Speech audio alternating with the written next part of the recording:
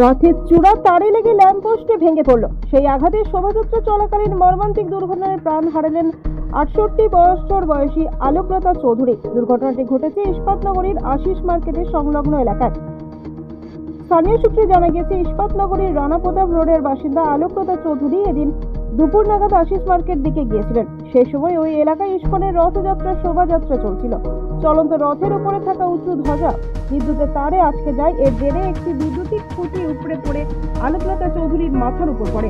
গুরুতর জখম অবস্থায় তাকে উদ্ধার করে হাসপাতালে নিয়ে যাওয়া হলে চিকিৎসকরা তাকে মৃত বলে ঘোষণা করেন। প্রত্যক্ষদর্শীদের দাবি, ঘটনাটি আরো ভয়াবহ আকার নিতে পারত। দুর্ঘটনার সময় রাস্তায় বহু মানুষ উপস্থিত ছিলেন। স্বামী রবি নারায়ণ চৌধুরী বলেন, আমার স্ত্রীর মর্মান্তিক পরিণতি হয়েছে, কিন্তু কি করে মৃত্যু হলো আমরা তদন্ত চাইছি। শুনেছি রথের চূড়া তারে লেগে যায় এবং তারপরে ল্যাম্পপোস্ট ভেঙে পড়ে আমার স্ত্রীর গায়ে। পুরো ঘটনা খতিয়ে দেখে তদন্ত শুরু করেছে দুর্গাপুর থানার পুলিশ। দুর্গাপুর ইস্কনের রথযাত্রায় ভয়াবহ দুর্ঘটনা, বৈদ্যুতিক খুঁটি উপরে প্রাণ গেল বৃদ্ধার। দায় স্বীকার ইস্কন কর্তৃপক্ষের। লোকমুখে যেটা শুনছি, অনেক প্রত্যক্ষদর্শী, একজন প্রত্যক্ষদর্শী আমাদের এই সামনেই থাকে, কাছাকাছি। তারা তিনজনেই দেখেছে, করেছে যে ওই রথের যে চূড়া একটা থাকে না, সেই চূড়াটা হচ্ছে ইলেকট্রিকের তার বলুন, কেবিলের, এসব তো ঠেকে যেতেই পারে, ঠেকে তো যায়।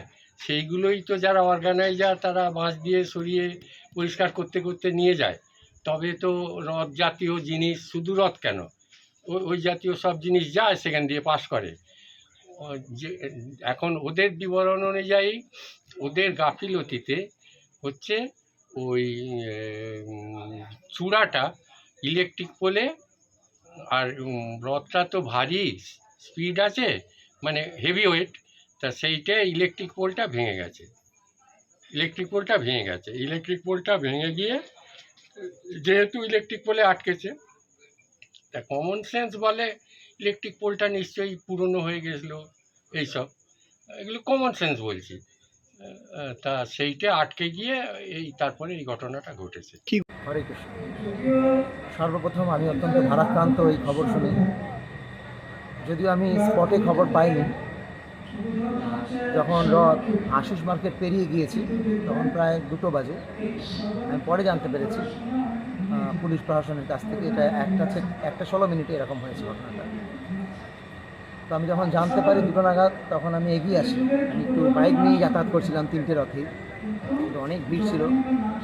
আমি যখন জগন্নাথের রথের কাছে কিছুটা এগিয়ে এসেছি, তখন দেখছি একটা মাথা ফেটে রক্ত পড়ছে। আমি যখন ওনার কাছে এসে জিজ্ঞেস করছি, তখন ওনারা আমাকে ভক্তরা বললেন যে এখানে ফার্স্ট এড করা হয়েছে, তো আপনি কিছু নিতে হবে না, আপনি রথের সেবায় থাকুন।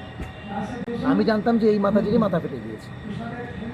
যে মাতাজি অপ্রকট হয়েছেন আমি ওনার ব্যাপারে বুঝতে পারিনি। আমি আবার ফিরে গেছি বলরামের রথে।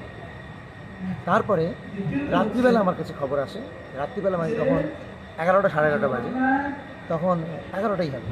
তখন আমি মাননীয় এসিপি সাহেবের ফোন পাই, উনি আমায় জানান এর মাঝে এই যে এত বড় দুর্ঘটনা ঘটে গিয়েছে এবং তার জন্য আমার নিজের গাফিলতি, আমি সম্পূর্ণ দায় আমি নিচ্ছি।